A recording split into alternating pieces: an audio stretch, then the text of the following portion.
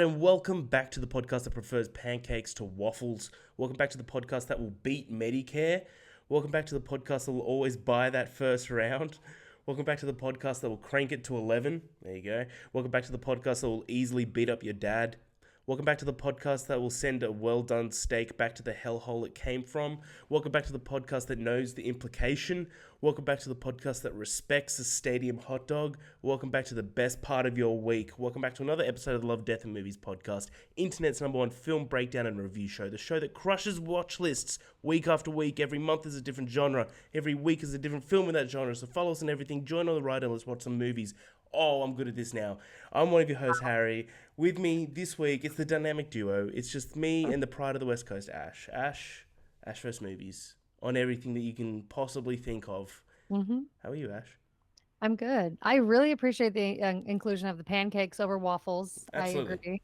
And also the implication and also cranking it to 11. Thank you I for that. read a couple of these. I'm like, Ash is gonna like this one because I put in beat Medicare, and I'm not Australian. I'm not American. You are. So I'm like, she needs something like it's a roller coaster of of an intro right there because It is. we can talk about that, but that's probably not the right show. But Ash, we are entering our new month of the Love, Death, and Movies podcast, which every month is a new genre. So we had to pick a different genre, and we're going with just going back to like doing a whole actual genre for this month. So we're doing coming of age films because they're a lot of fun to watch, and I feel like we've gone through a bunch of movies that are very like tough watches as well in the last couple of months for sure. And I feel like coming of age as a vast majority are just fun, easy watches and very good movies as a whole. So we're starting this off with Jason Reitman's modern classic, I would say, which is Juno, Mhm. which I can't wait to talk about. But before we get to that, Ash, how's your week? Tell me about the highs. Tell me about the Yeah, lows. I mean, the week really was good. It was a lot of things going on. Had Adam's birthday. Shout Happy out birthday, Adam. husband Adam. That was a couple days ago. So we'd had like some dinners with friends and family, so that was kind of busy. And then work all week, obviously. And then on Friday we bought a car, which I I know I already saw sent you, huge. yeah, a picture of, but yeah, I got a Subaru Outback and I love it. And I just go stare at it multiple times a day. I'm obsessed with it and I'm very happy. So that was the high of my week. Have you named it yet? Because that was the first question I asked you. No, still undecided. Okay. All right. You're gonna take my name into consideration. Maybe. Yeah, Okay. All right. I will. And All you right. already got Marta's vote, so maybe. Yeah. I always have Marta's vote. You know that? That's kind of Yeah. kind. I went on her podcast, and in the contract of going on the podcast, I always have her It's vote. She has to back me up in fair. every argument, even if she disagrees with me. It's like it's All actually right. that's kind of what I do at work. When I help someone out, like one of my team at work, they're like, "Hey, do you mind if I help?" I'm like, only if in return, if we have an argument and like, because we have like dumb arguments as a team of like, if Rings of Power is better than House of the Dragon. And I'm like, at any time during an argument with someone that I'm having, I get to message you on Teams and be like, you got to come in and back me up. And he immediately does. I think it's like the best form of currency, that the social currency ever, just to have backup. Very convenient, especially when you're hairy, apparently. Oh yeah. Um, but yeah, that was my week. What about you? Yeah, my week was alright. I was just sick. For like about 4 days, I was doing nothing but sleeping. Um, that was kind of it, which is fine. But it was just one of those weeks. But all I did, I watched Juno. That was cool. I got to watch Quiet Place Day One. I haven't done my review on that yet. I'm not sure if I will. It was fine. Like it's just such a nothing film for me. I love that universe, but it's just like Cam said it kind of best in his review on Letterboxd. Like the universe is great, but like you're not going to get anything different now from this universe. It's going to be the same fucking thing. Yeah, like how different can it be? It's sort of, yeah, it's Yeah. kind of done at this point, in my opinion. I mean, I do like the two actors, obviously, so I was excited about potentially like it being good, but I'm not like dying to see it or Yeah, anything. Lupita's awesome, but then like Joseph, I was just like, who is this guy? He just appears and he's just like there for the right. It is what it is. But like, well, we can talk about that another time. But my friend's got a dog yesterday. You like this? I'll put it up, got a photo. I'll put it up to the camera. Oh, is That little bad boy. that a Yorkie? I think it's like a cavoodle, Oh, oh, okay. but they've named him Obi, like Obi-Wan, Nice. which is cool. I gave him two ideas for names, and it was both push back, which was one was Sasquatch, push back, no idea. And the second one, could you imagine being like, look at that little Chomposaurus Rex? Like, oh, that would have been a good name, Chomposaurus Rex. Chunkosaurus Rex. Yeah. They're both too long, Harry. That's the problem. Too Nah, long. but you can shorten them, to Chomp or Sass. Sass. I like Sass. Sass is cool. Sassy. That's not I've bad. had a lot of friends have dogs named Sassy over the years. That's not bad. It's not bad. I like Chomposaurus Rex. That's cool because when they're eating dinner, he's like, oh, he's chomping. Oh, I don't know. I can't. Anyway, this week, Ash, we're getting into Juno, which is directed by Jason Reitman, has a budget of $6.5 million, which is pretty a lot for like a director of this size at this time of his career. But he also is the son of Ivan Reitman, which is a famed director of Hollywood, who, of course, did Ghostbusters. But it had $6.5 million budget. Can you guess the box office? So this was 2007, right? 2007, yes. I actually think I saw this movie in theaters. I'm trying to think how popular it was. I mean, I think it had to have at least made a couple hundred million, right? You're correct. Yeah, 232 million. Off a I call that a 6.5 million budget, Yeah. I call that a win. So well, Yes. well done, Jason. Yeah, as you are entirely correct, it was incredibly popular, but it's only become more popular as it continued on. And I feel like it's one of those movies, at least from memory, but obviously not. From memory, I thought this movie became super popular when it went to like video and DVD. Because I remember owning this DVD. I remember always watching this like on a Friday night after getting it from Blockbuster, but is what it is. But the quick synopsis is a comedy about growing up and the bumps along the way. So faced with unplanned pregnancy, an offbeat young woman makes an unusual decision regarding her unborn child. So before we get into the film, the breakdown, what do you think about Juno, Ash? I love this movie. I'm pretty sure I saw it in theaters. I would have been, I think, in the either end of my like 8th grade or beginning of my freshman year of high school. So it was kind of perfect. Like I feel like it was a perfect time for me to become obsessed with this movie.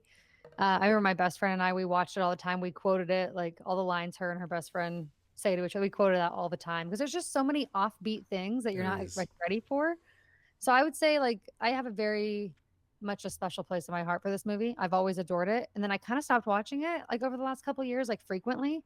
But like in the last 2 years, I feel like I've watched it at least once a year now. So I'm kind of getting back into making it, like a more of a comfort watch, which Yeah. is really fun. So it's great. I mean, it's got the coming of age elements, it's got like the heartbreak, it's got the funny moments, it's got the quirkiness, the soundtrack's really good. So yeah, you just really can't go wrong with this movie. There's a lot of fun to be had, but also a lot of like real deep, like moving moments, which I think is why it classifies as that coming of age. Hell yeah. Yeah, I agree. I love this movie. This movie's great. I remember, watching this when I was like in year 7 in Australia, but it was when we all first got laptops at school. And I remember like there was like one guy that had a hard drive full of movies, and everyone would just be getting the movies off him. And this was one of them. And that's how I remember watching this movie is off a hard drive on a school laptop, watching Juno, a movie about an unplugged pregnancy. But yeah, I remember watching this being like, even at that age, being like, this is cool. I think it's just like the way it's written is very fun and like accessible and different. But just the art style is beautiful. But we'll find out what our scores are at the end. But to start off, fun fact, it was challenging to show all 4 seasons within a 30-day filming schedule.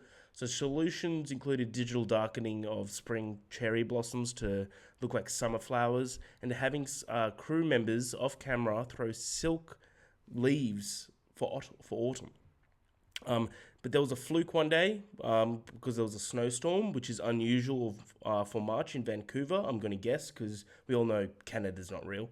And 3 different shots were coordinated that day before the snow could melt. So since fake snow could be expensive to put onto shot, they saved the film considerable amount of money for the winter scenes. Even though at the end of the day, it didn't really matter if they went a bit over budget because it made $232 million. But still, that's pretty cool, like little guerrilla filmmaking right there, even though you're on a $6 million budget. So we get into the film. So scene 1, or part 1. The film opens with a vibrant, hand drawn animation sequence that introduces Juno McGuff, a quirky, witty, and independent minded teenager living in a small town. I love this opening. This opening's so cool. This, we miss these openings in movies where it's Mhm. like a oops, sorry, nothing's on mute. Or like a transitional into a film. Like we were Mhm. talking about Do the Right Thing the other week, of like that like dance sort of Yeah. metric. But like a movie like this is very much like it eases you into it through a really cool, unique style. So the scene transitions to Juno standing in a convenience store chugging a gallon of Sunny D. Um, I'm gonna stop throughout this, by the way. Sunny D. Do you drink that, Ash? I don't currently, but it was an essential drink to my childhood, Is that yes. just orange juice, basically? No, it's like it's not real orange juice. It's mostly just like added sugars, but it's like kids' orange juice. So it's It's like yeah, Sunny orange drink. Delight. It's so tart. It's like it's the best thing ever on a hot summer day when you're a kid coming up from the pool or something. Oh Yeah. yeah, okay, I'm with you now. So she narrates how how she ended up in this situation that she's pregnant.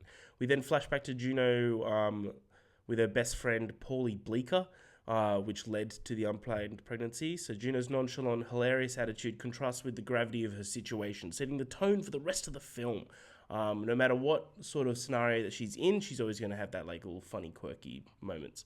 So at the drugstore, Juno purchases a pregnancy test, her third one.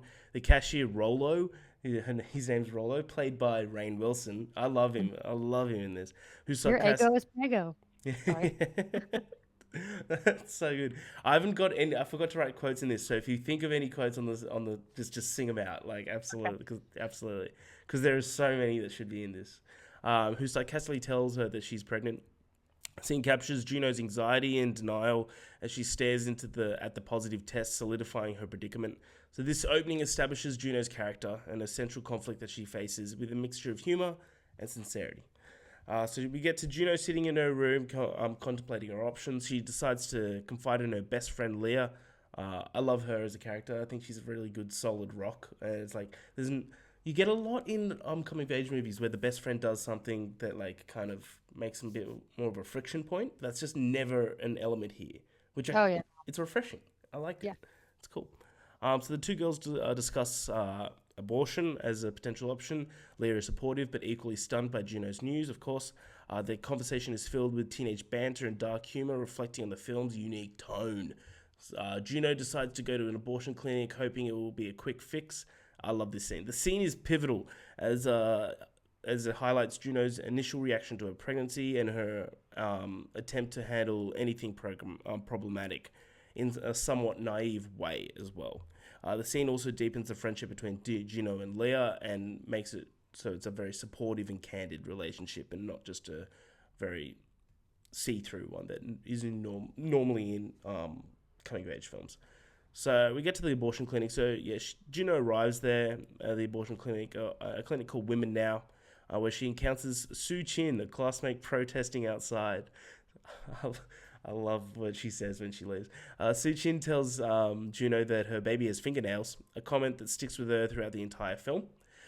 Inside the clinic, Juno feels increasingly uncomfortable, mainly because the receptionist has a casual, detached attitude, and the entire atmosphere makes her second guess her decision. The scene is filled with awkward humor and discomfort as Juno grapples with the reality of abortion. Eventually, Juno leaves the clinic, deciding against her procedure. I apologize. This moment is crucial as well as it marks Juno's commitment to carrying this pregnancy long term, setting up her stage and finding an adoptive parent. So I'll stop there. What do you think about this opening? Also, love Sue Chin. It's like, your baby thanks you. Fingernails. Yeah, that was one specific line I remember my best friend and I in young high school quoting a lot was the fingernail conversation.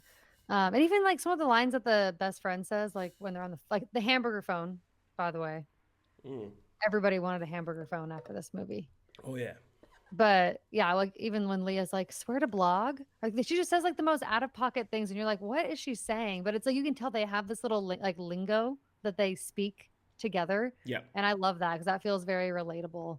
But yeah, I love this opening. It really much like resembles even the DVD menu for this movie is basically just like that intro animation and that song playing, which I had the DVD, so I remember watching back when we actually used to have, like the DVD menu, it was Yeah. like they would film them like actual scenes, like it'd be like long, drawn out moments. So, very notable opening, one of my favorites. But yeah, otherwise, I think it sets it up really nicely. I like that they just jump right in to the scenario of her being pregnant. There's not like this big buildup. It's sort of the beginning of the movie. That way, when by the time you get to the end, it doesn't feel too rushed, throughout. So I like that aspect of it. Yeah, some great lines from Rainn Wilson in this movie. So many funny conversation. The whole thing of their conversation is just hysterical to me.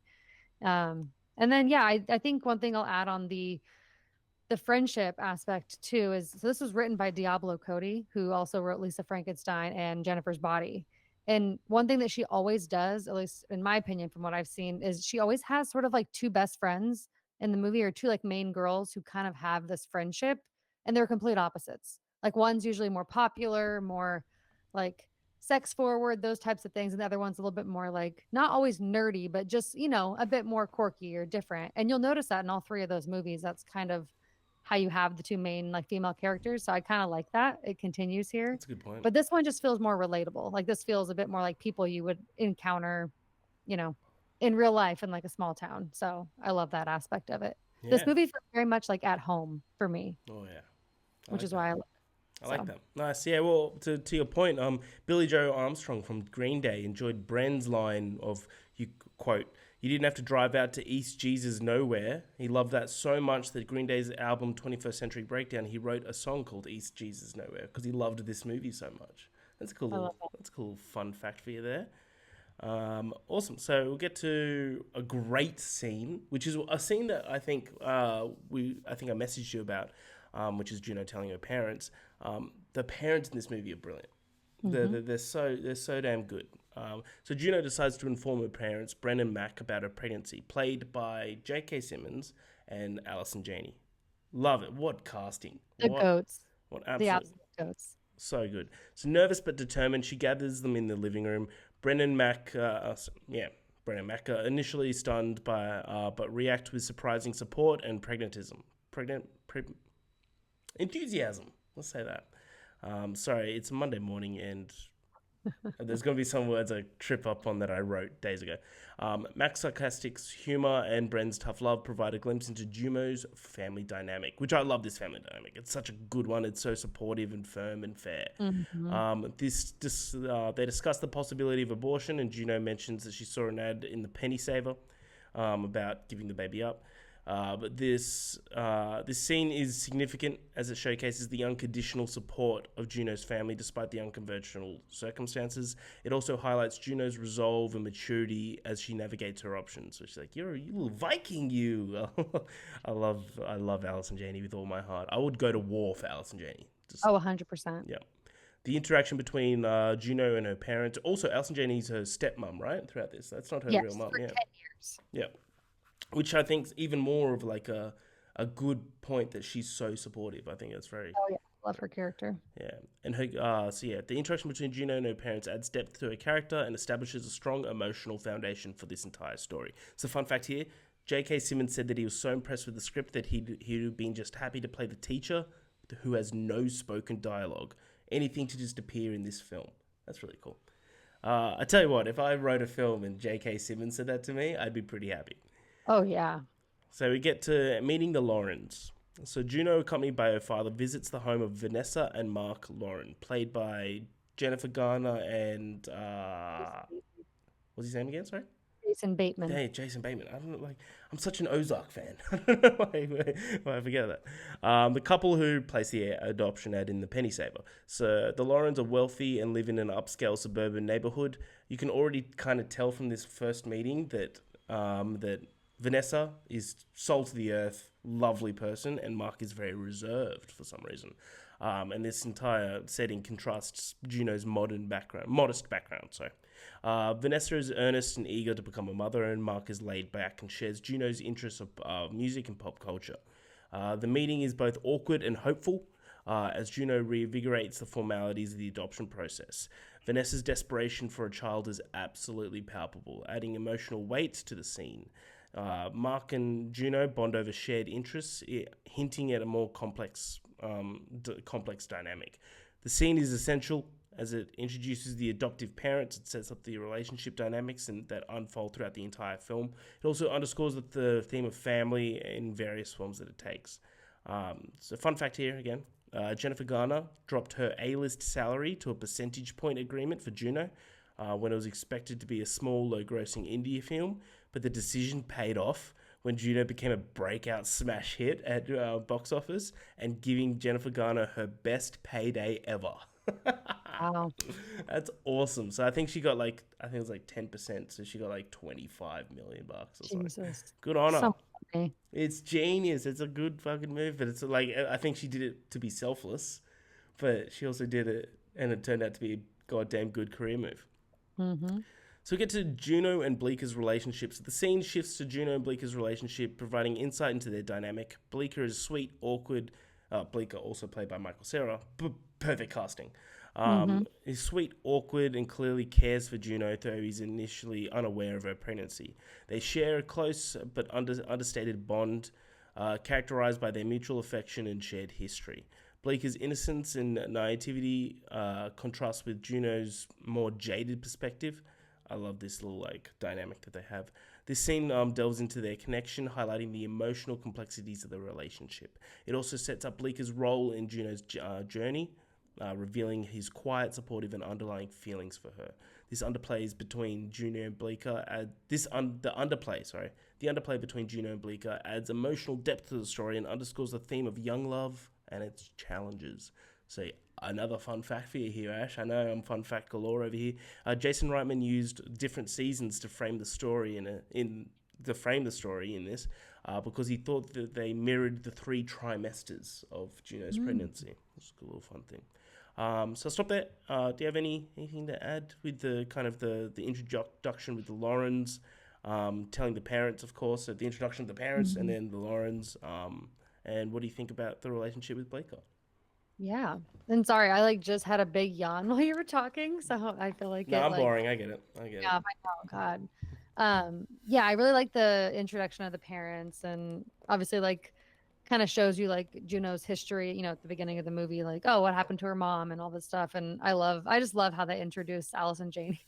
She just seems like the ultimate suburban stepmom.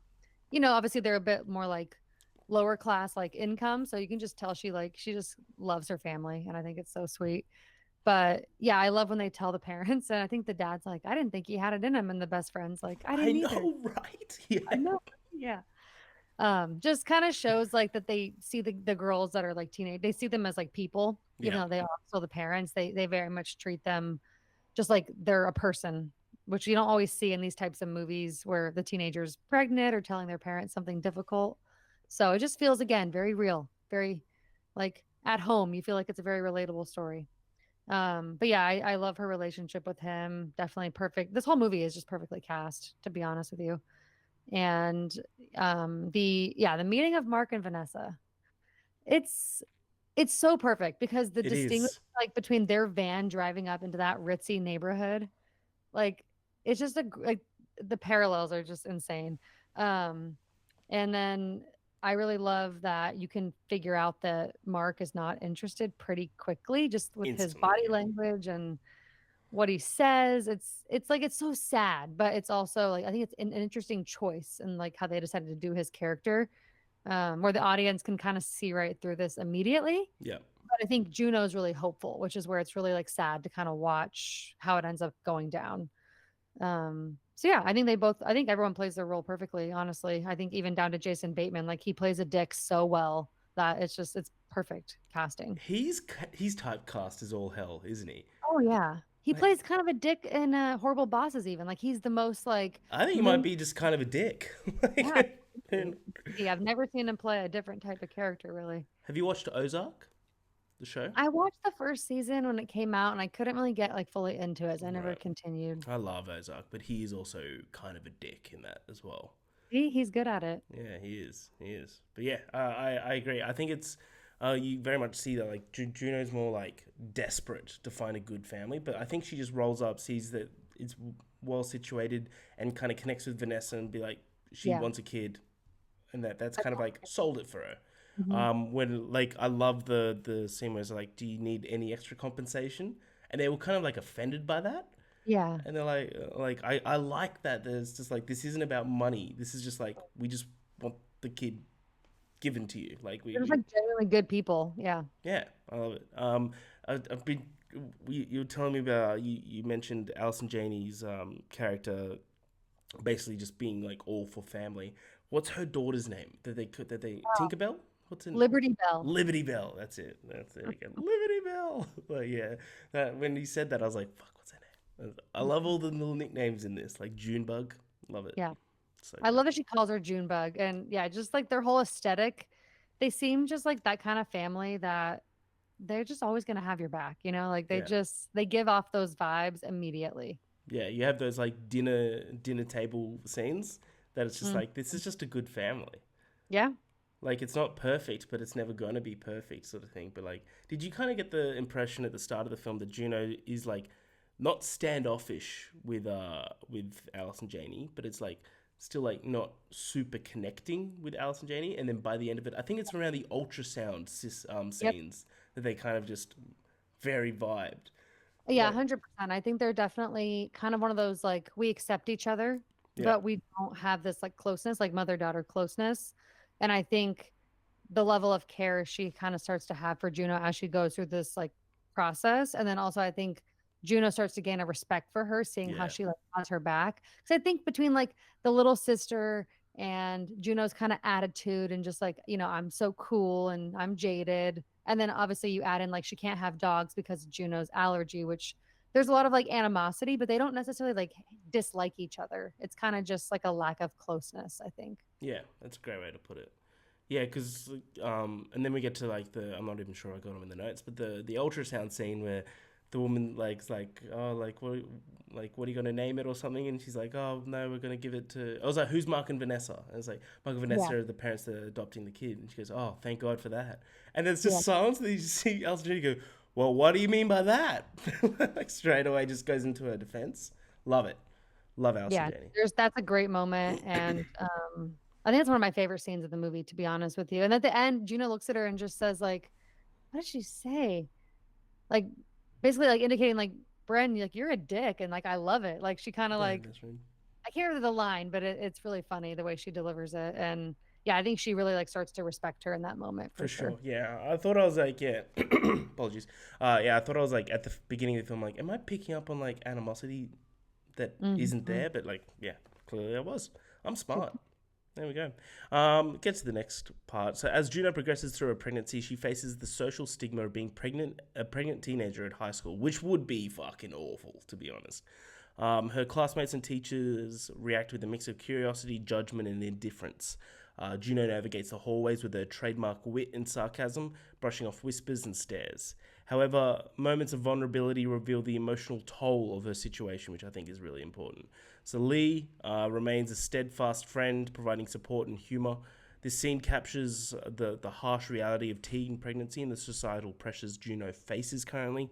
It also showcases the resilience and determination to maintain a sense of normalcy. The high school setting adds a layer of realism to the film, grounding Juno's pregnancy into everyday challenges. So we get to a part where she's bonding with Mark, which I kind of got really weird vibes off by the end of this with Oh, Mark. yeah, no, you should if you were not feeling weird, then there's something Yeah, cool. wrong. All right, thank God. So Juno begins spending more time with Mark, visiting the Lawrence house frequently, which I do believe is a bad idea. And she even is warned by that. They bond over their shared love of music and horror movies, developing a friendship that borders on flirtation. I'm glad I wrote these notes and correct. Mark, who is struggling with his own dissatisfaction and unfilled dreams, finds a kindred spirit in Juno. Their relationship becomes more complicated as Mark confides in Juno about his doubts regarding fatherhood and his strained marriage with Vanessa. The scene is crucial as it explores the nuances of Mark and Juno's relationship, hinting at underlying tensions and potential conflicts. It also highlights the theme of unfulfilled aspirations and the complexities of adult life, contrasting with Juno's youthful perspective. Vanessa's desperation to become a mother becomes more increasingly evident. She meticulously prepares the baby's nursery and anxiously awaits the updates from Juno. Vanessa's interactions with Juno are filled with hope and anxiety, reflecting on her deep longing for a child. This scene delves into Vanessa's emotional journey, providing her vulnerability and determination. It also underscores the stakes of adoption for her, adding emotional weight to the narrative. So Vanessa's character is further developed here, revealing her as more of a figure of both strength and fragility. This scene emphasizes the theme of motherhood, and it also takes and the different form it can take as well. So as Juno's pregnancy progresses, she becomes increasingly aware of the complexities of her situation. Her relationship with Mark takes a turn where he reveals his intention to leave Vanessa because he's a fucking dirtbag, expressing his desire to pursue his own dreams. Juno is shocked and disappointed, realizing that Mark is not ready to be a father. The confrontation forces Juno to reevaluate her decision and the impact it will have on Vanessa and the baby. The scene is a turning point, highlighting Juno's maturity and the gravity of her choices. It also explores the themes of responsibility and complexities of adult relationships. Juno's confrontation with Mark adds emotional depth and propels the narrative towards its climax. I'll go through this next part before breaking as well. Juno decides to inform Vanessa about Mark's decision. Doesn't really decide. I kind of wrote that wrong. She's leaving the house when Vanessa arrives and she's crying. So it kind of like fast forwards everything. But it is all a difficult and emotional conversation. Vanessa is devastated, but remains determined to proceed with the adoption. Juno is moved by Vanessa's resilience and commitment, solidifying her decision to go through the adoption. And she delivers her back that message, and it's like, Vanessa, if you're in, I'm in as well. Love it. And you see it framed at the end. That's really cool. I love that. The scene is pivotal as it highlights Vanessa's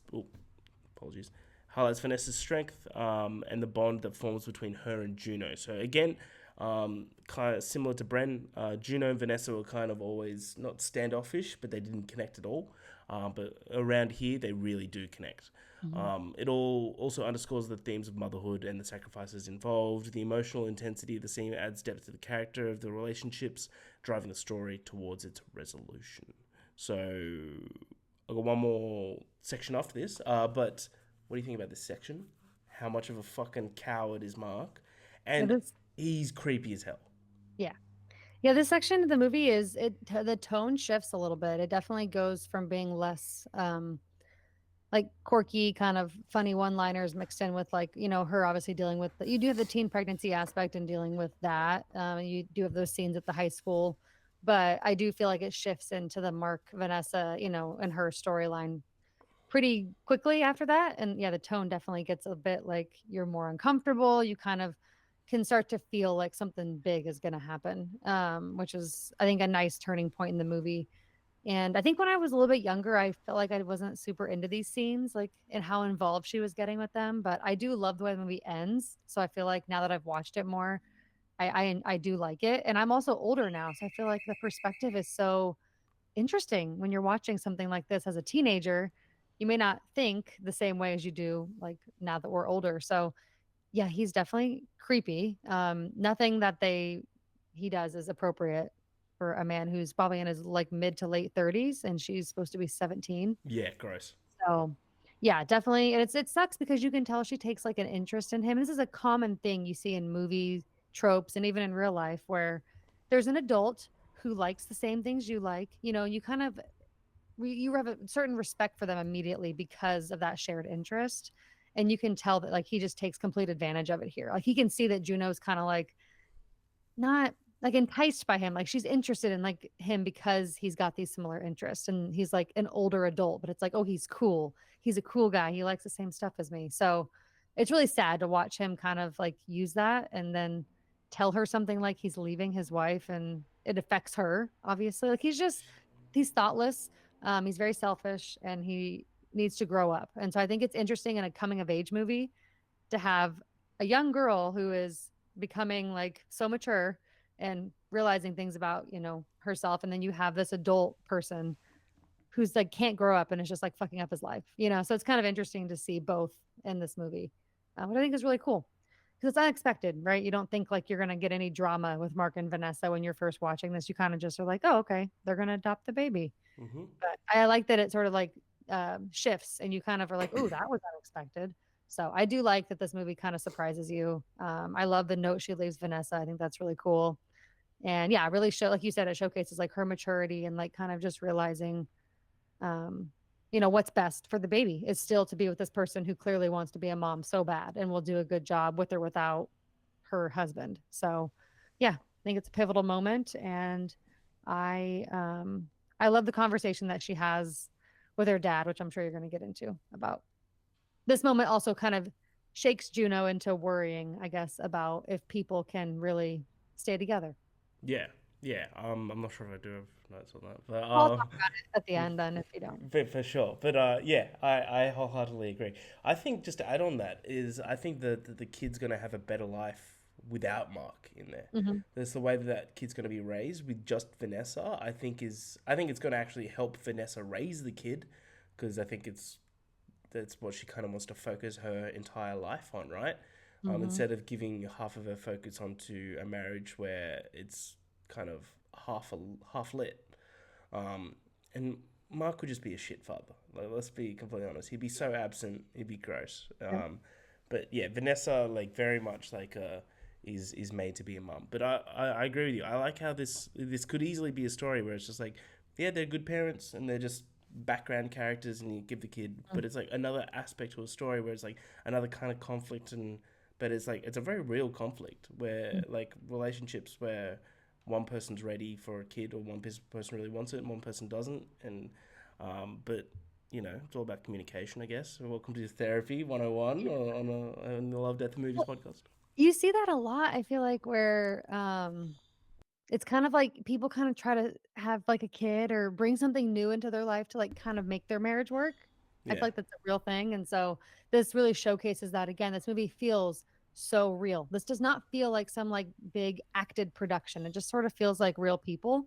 And so I feel like even though Vanessa and Mark are, I would say, a bit more tropey of characters, they do still feel like people like could be like a real scenario that like a couple who's kind of not doing the best, they might be like, "Well, this is the thing that's gonna, like, just save our family." I can totally see that being a real yeah, thing that happens to many people, so I like that they brought that into it because it is it's more interesting than what you were saying where they're just background characters.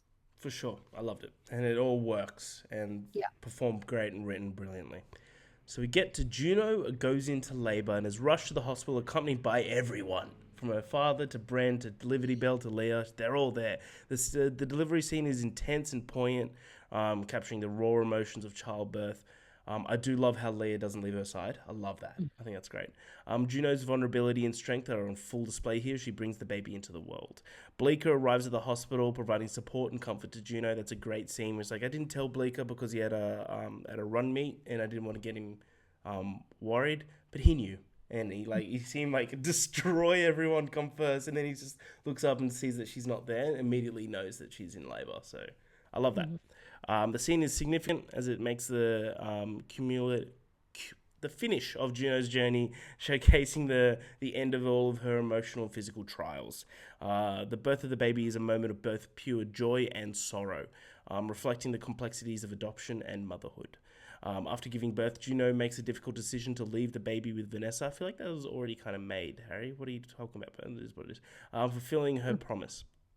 The scene captures the bittersweet emotions of the adoption, with Juno saying goodbye to her baby and Vanessa embracing her new role as a mother. Juno's maturity and selflessness are evident as she navigates this emotional moment. The aftermath of the adoption is portrayed with sensitivity and depth, highlighting the different forms of family and the sacrifices involved. The scene emphasizes the themes of love, Harry, love, responsibility, and the resilience of our human spirit. And the film concludes with Juno and Bleeker sitting together, reflecting on their journey with the future ahead. They share a tender moment, reaffirming their bond and their love that they have with one another. And the final scene encapsulates the themes of young love, resilience, and the possibilities of new beginnings. It brings the story full circle, highlighting Juno. So, fun fact here: after the box office success and the gaining large following, Jason Reitman was asked by executives on the possibility of doing a sequel, in which he stated, "What could it be? Juno gets pregnant again," and concluded that the story of Juno was absolutely complete. Classic trying to get a sequel out of this. What is this? What's the Not sequel going to everything be? needs to be a sequel. Yeah, classic. So, what did you think about this like last moments and Juno as a whole and giving a score? Yeah.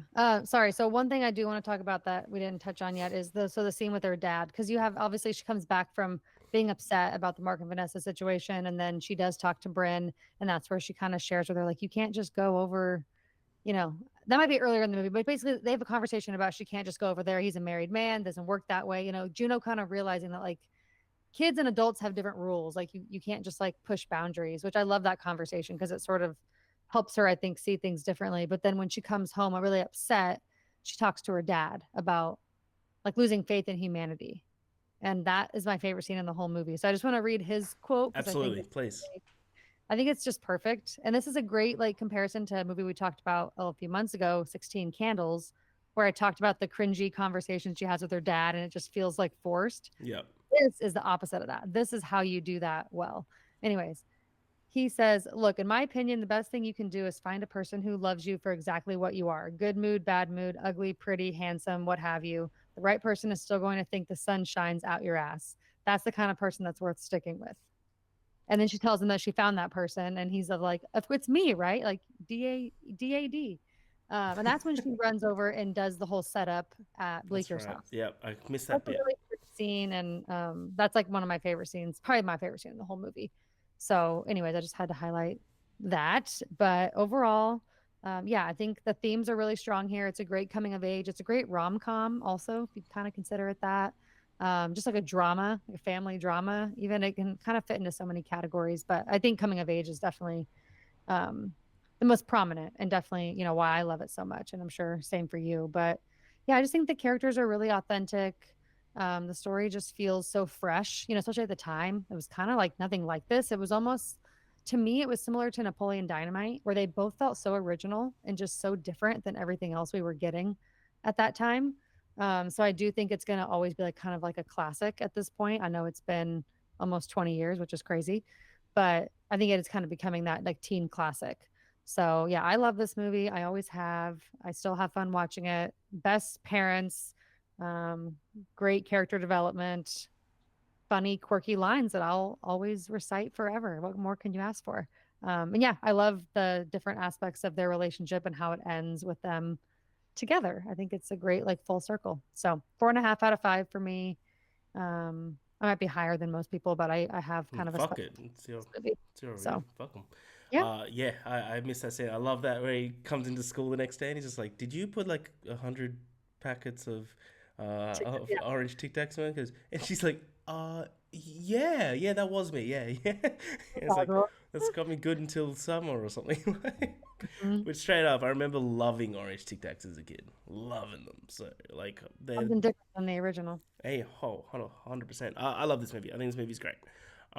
This movie, you've said everything perfectly. So everything I would be saying, it would be identical to what you'd be saying. But it is like, it's like a moment of my childhood. This movie of like, Mhm. I remember watching this as a kid, and when I was trying to get into movies and being like, oh, this is really cool and unique, and that's kind of like it's like a gateway. Mhm. But yeah, everything about this movie is just very original, you know, like the writing to like as you said, like you keep quoting the film to you and your friends. um any other film that kind of does this, you're like, oh, you're kind of trying to be like Juno.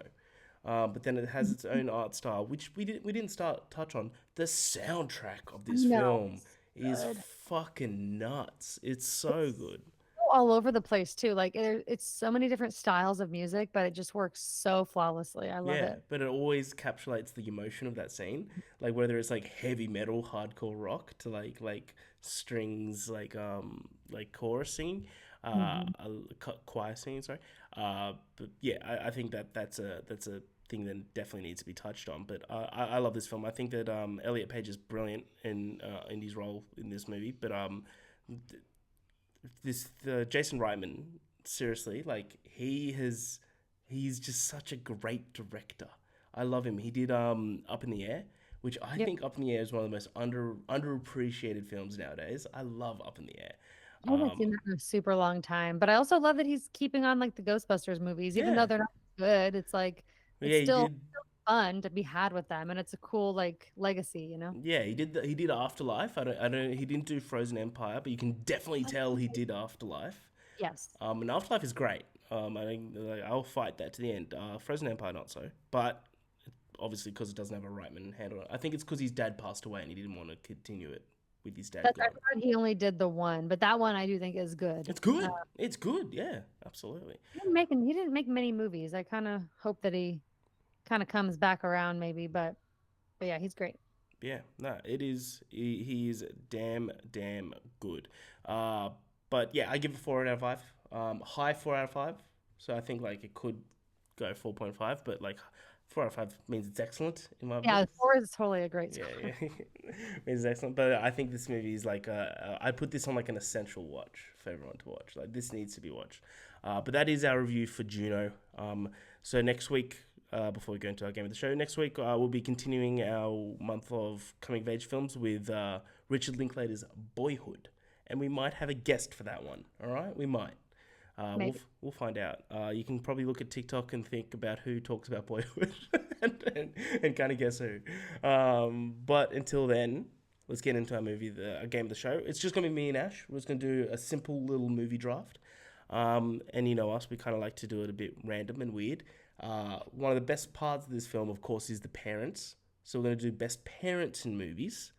We can be as weird as we want, because I've gone pretty damn weird, if I'm going to be honest, Ash. Okay. But Ash, I did the Wheel of Death, and it has you going first. Oh man, pressure. Okay. Yeah. So Ash, for your first pick, was doing 5 picks. Yeah. Okay. For your first pick. I was kind of like hoping you were going to go first. I kind of feel the vibe that you were going for because now I'm not really sure what to start with.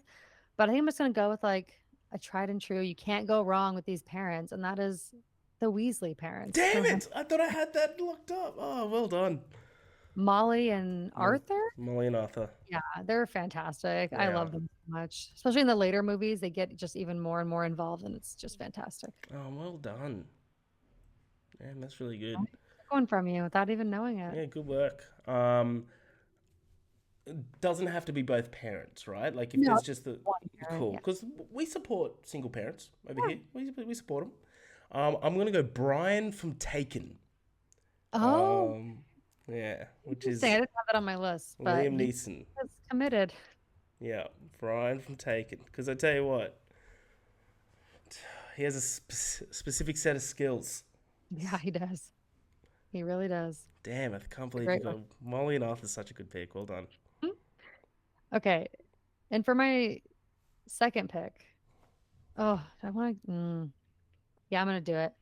Okay, what about Goofy in the Goofy movies? Both of them, just Goofy as a dad. Okay, all right, I might fuck with that. Loves his son. The Goofy movies. That's And cool. those movies are perfection. They're goofy. Do you not like movies? I think they're fine. I just haven't rewatched. I haven't rewatched them. I was more of an Emperor's New Groove sort of kid. Well, so was I. You have to rewatch them. We watch them like once a year now, and they're just so enjoyable. I'm sure if I rewatch it, I'm gonna be like, oh, this is sick. Yeah. I thought that was a pretty good second pick, but I don't know. You have me feeling insecure about it. I don't know. No, because I didn't have it on my pick. I was like, I'm more just like, I should have had that on my list. I was more just like a damn sort of pick. Well, if you go animated, I should go animated. I'm gonna go Mufasa out of the Lion King. I didn't even have that on my list. See, yeah, there's so many great options. And if we have to, his mother's not really much into the story, but if we have to, Sarabi as well. But yeah, Mufasa. Good pick. All right. I want a fun one on the list, so I'm gonna go. Have you seen Goofy's not fun? Oh, Goofy is fun, but this is like real, like live action movie. Easy A. Yeah. Her parents was it Patricia Clark and Stanley Tucci. They are. I don't even like love that movie that much. Like it's fun, but it's not like a one I revisit. But I remember her parents so distinctly being so fucking funny. Rosemary and Dill. Yeah. By the way. Is that their names? Yes. Okay, I'm writing that down. Yeah, because her name is Olive, and their names are Rosemary and Dill. That's hilarious. I thought that was gonna be a first pick. Really? I had that on my list, and I was like, I'm not gonna take that from Ash, but she took Weasley's. Sorry, I'm more of a Harry Potter gal than No, Weasley's is the correct first pick, to be honest. Yeah. So well done.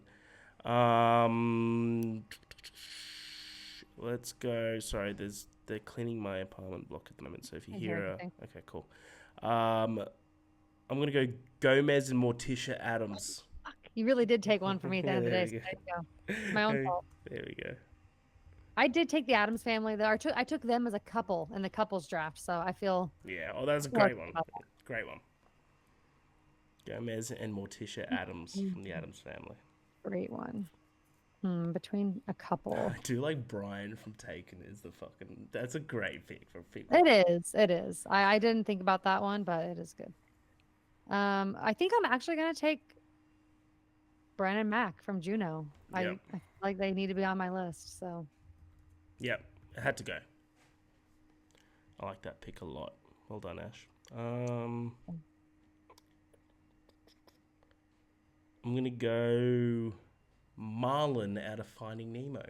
oh, that's a good pick. I wasn't even thinking about that pick. He goes I love across the that movie. entire How good is that movie? ocean just to find his son. That's crazy. I didn't even think of that. Damn. I would have Okay. just kept on living my life, to be honest. I think I just didn't have animated movies on my mind. Also, Harry, that's mean. Don't say that. I'll see you You picked up on you'd it. be out there I looking would. for Nemo. I'd go find Gil and the other fish. All right. I have 3 things left on my list, and one is like a really serious one is kind of a fun one, and one's just like middle of the road. I got one that you would love. I don't know if this is okay. This might not be like a fan favorite, but this is like a part that I distinctly remember from this movie and loving it. Elio's parents in Call Me by Your Name, Nice. his dad. I just love that character and some of his moments he has with him. So Yeah, I like that. I don't know their names, but Yeah, neither do I. But even like the mom comforting him, like knowing, like she know. Yeah, that's a good pick. Does this count? Because it's not parents throughout the film, but by the end of the film, it is Miss Honey out of Matilda. I don't know. Is the mom That's at a the end? great pick. I wouldn't have even thought of that because technically she adopts her at the very end. At the I'll so let you have it. we don't really see it though. So I got a backup pick if we need. I mean, I don't feel strongly enough to veto it if that's what you want. So, All right, I'll take it. what was the other one? Atticus Finch from To Kill a No, Mockingbird. I had that on my list too. I kind of Yeah. wish I would have taken it. Nice. The only ones I wasn't sure about that I wrote down was Cher's dad from Clueless. I know he's not like he's a bit rough around the edges. He does yell a lot, but he loves his children. So, Yeah, also the dad out of 10 Things I Hate About You. oh my God, how did I not think of Yeah. that? There's too many parents. It's It's like too it's many. hard to, and then also Love Simon. I was thinking his parents in that movie, but I don't know. I go back and forth with them sometimes. Yeah, I had Steve Martin and Bonnie Hunt out of Cheaper by the Dozen. Oh, nice, yeah. Mrs. Gump out of Forrest Gump. Mm-hmm. Bob and Helen out of The Incredibles. And Oh yeah, Atticus Finch out of To Kill a Mockingbird. So to summarize, Ash had Molly and Arthur Weasley out of the Harry Potter. Goofy out of the Goofy movies. Rosemary and Dill, played by Patricia Clark and Stanley Tucci out of Easy A, great pick. Brennan Mack out of Juno. And Elio's parents out of Call Me By Your Name. And then myself, Harry. I had Brian out of Taken, Mufasa out of The Lion King, Gomez and Morticia Adams out of the Adams Family, Marlin out of Finding Nemo, and Miss Honey out of Matilda.